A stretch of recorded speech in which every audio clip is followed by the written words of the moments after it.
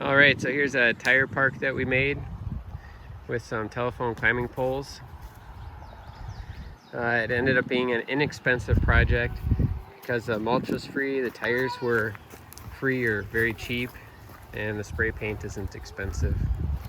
The tires in the back there, the tractor tires, were the hardest part.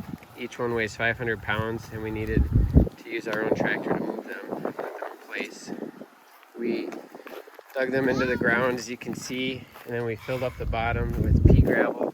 These obviously aren't all the way filled yet. We have to get more pea gravel.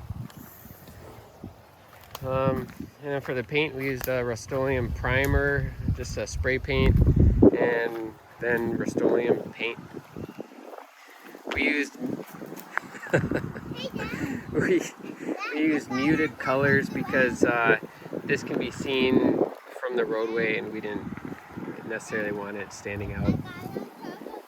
And then we had some telephone poles here. We were initially going to use them for our bridge over the creek, but we came up with a better solution for a bridge, which I can go over in another video.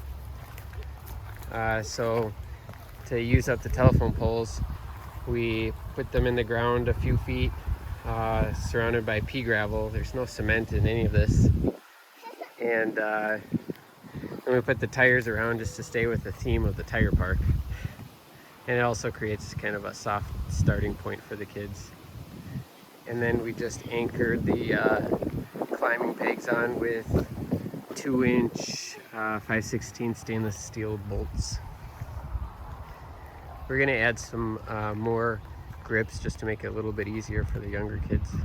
But overall, it ended up being a successful project. I hope this helps someone. All right, here's the last piece of our tire playground. This was an axle from our tractor bridge that we had removed. Father-in-law spot welded the axle so it won't rotate. And then just using some leftover boards, some scrap wood, and simple hardware from the hardware store.